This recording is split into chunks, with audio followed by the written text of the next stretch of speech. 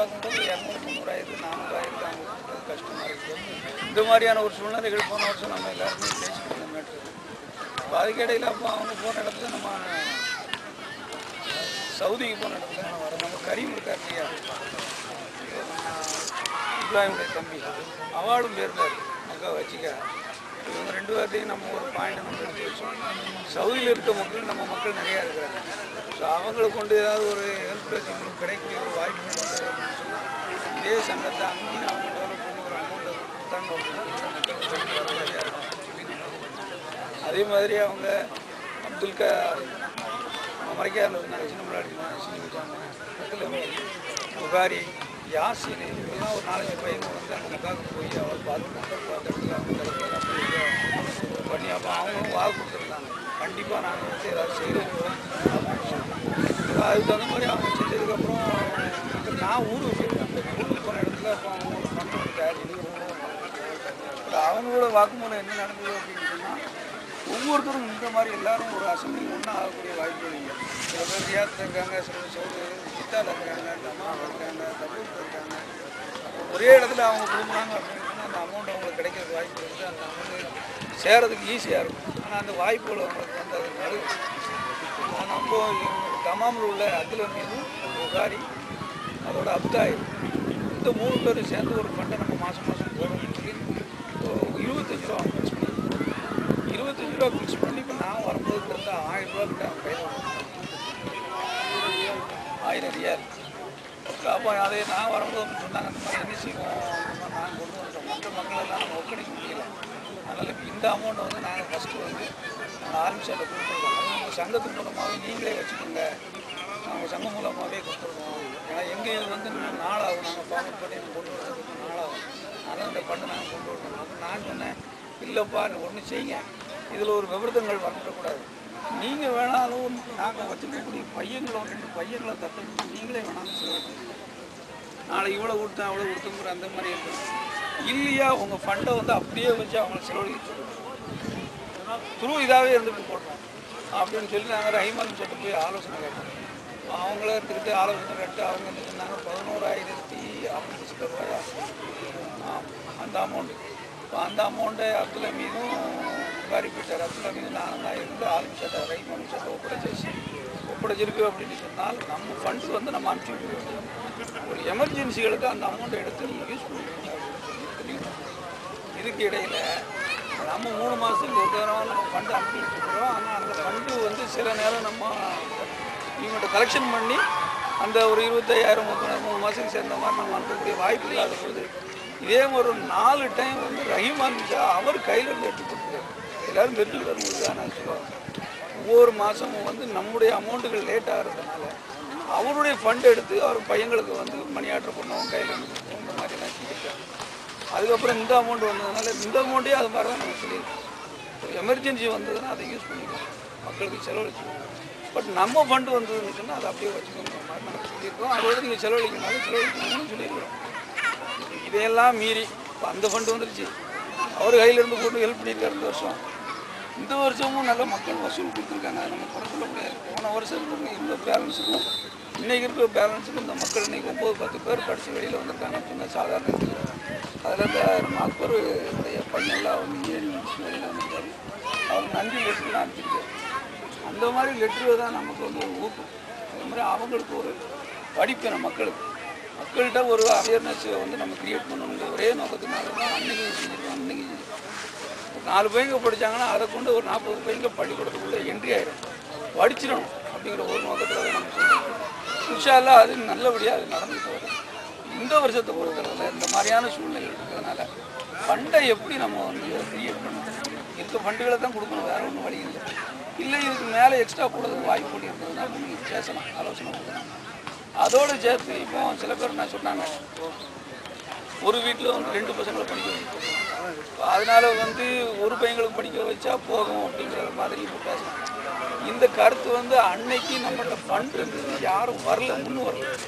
அப்போ அவங்கள ஊக்குவிக்கிறதுக்காகத்தான் இந்த மாதிரியான ஒரு குடும்பத்தில் 2 பேர் நம்ம படிக்க வச்சோமே ஒழிய நம்ம அந்த ஊக்குவிப்பு இல்லை அப்படின்னு சொன்னால் நம்ம அன்றைக்கி அந்த ஊக்குவிப்பு இருக்க போய் தான் இன்றைக்கி அவங்க மத்தியில் ஒரு போட்டி வந்துச்சு.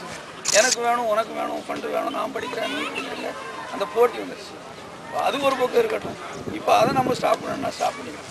2% இது அது ஏற்கனவே நம்ம தீர்மானம் போட்டுருக்கோம். இப்போ அந்த மாதிரியான இதுகளெல்லாம் நம்ம எந்த அளவுக்கு நம்ம மினிமைஸ் பண்ணணுமோ பண்ணிக்கிட்டே வந்துட்டு வேண்டியது. ஏன்னா மக்கள் மத்தியில் ஒரு விழிப்புணர்வு வந்துட்டு இருக்கு சார். ஃபண்டு வேணும். ஃபண்டை வந்து கொடுக்கக்கூடிய மக்கள் வந்து அல்லாவுக்காக நமக்காக நம்ம யாருக்கும் இருக்காகவும் இல்லை. நம்ம குடும்பத்தில் உள்ள மக்களுக்காக நாம செய்யணும். மற்றவங்கள்லாம் வந்து இப்போ ஈமான் பெரிய பெரிய மீட்டிங்கள்லாம் தமிழ்நாட்டில் உள்ள அத்தனை மக்களுக்கு செய்கிறாங்க. அது அல்லாமல் சிங்கப்பூர், மலேசியா, நம்ம சூடானியா, சோமாலியா இந்த மாதிரி சில இடங்கள்லாம் வந்து ஹெல்ப் பண்ணுறாங்க. நம்ம அந்த அளவுக்கு நம்ம குடும்பத்தில் உள்ள பெண்களுக்கு நம்ம ஹெல்ப் பண்ணுறோம்.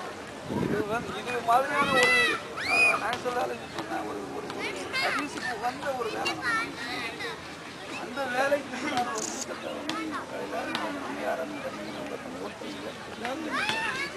எல்லா கொண்டு அதை கொண்டு செஞ்சீங்க அப்படின்னா உங்களை பழக்கத்து உண்டாகும். நம்ம இன்னைக்கு இந்த துபாயில் இருக்கக்கூடிய சூழ்நிலைகள் வந்து ரொம்ப மோசமான ஒரு சூழ்நிலை. இன்னைக்கு நாளைக்கு ஜாப்பு போவோமா, நாளை கழிச்சு போவோமா, சம்பளங்கள் குறைக்கிறோம், பல மாதிரியான ஒரு சூழ்நிலைகள் நம்ம ஹீட் ரேட்டிங் ஆகி நம்ம உட்காந்துருக்கக்கூடிய சூழ்நிலையில் அல்லாஹ் கொண்டு ஹெல்ப் பண்ணுங்கள். இன்ஷா அல்லாஹ் அல்லாஹ் உங்களுக்கு வளமாக்கி தருவான். அதான் நான் சொல்ல வேண்டியது. இன்ஷா அல்லாஹ்.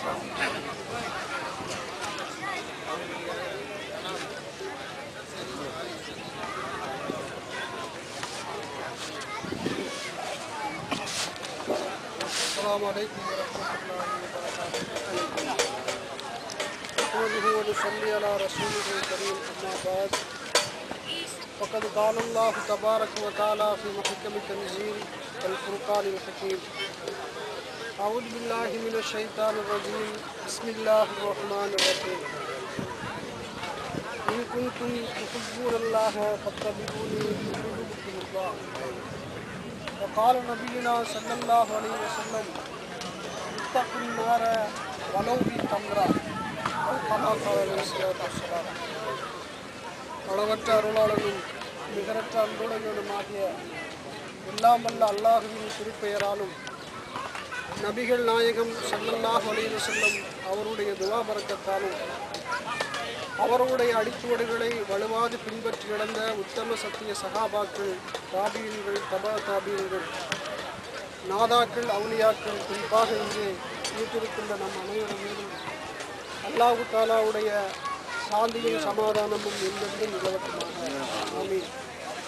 அன்பிற்குரிய அல்லாஹ்வின் நல்லடியார்களே, நாம் ஒரு புனிதமான நாளிலே தியாகத் திருநாள் என்று சொல்லப்படக்கூடிய யோமுன் நகர், தியாகத்தின் திருநாள் என்று சொல்லப்படக்கூடிய ஒரு உன்னதமான ஒரு நாளிலே நாம் வீற்றிருக்கிறோம். உன்னதமான நாம் இந்த நாளிலே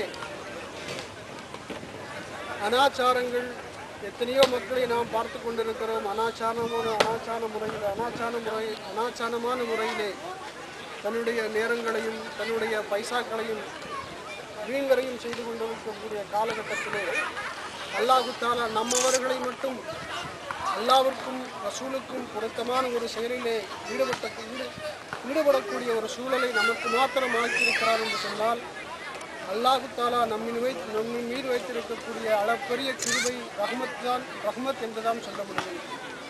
அன்பிற்குரிய அல்லாஹ்வின் நல்லடியார்களே, நம்முடைய மன்றம் இன்று 8 ஆண்டுகளை கடந்து 9வது ஆண்டிலே அடியெடுத்து வைத்துக் கொண்டிருக்கிறது. இது மிக சாதாரணமான ஒரு காரியம் அல்ல. ஏனென்று சொன்னால் எத்தனையோ அமைப்புகள், எத்தனையோ இயக்கங்கள் இன்று தோன்றுகின்றன, நாளை அது வேறு ஒன்றாக மாறக்கூடிய ஒரு சூழலை நாம் கண்கூடாக பத்திரிகையின் மூலமாகவும் செய்தித்தாள்களின் மூலமாகவும் மீடியாக்களின் மூலமாகவும் நாம் கண்கூடாக கண்டு கொண்டிருக்கிறோம். ஆனால் அல்லாஹ்வுடைய இஹ்லாஸ் என்ற அடிப்படையிலே நாம் துவங்குகின்ற இந்த காரியம்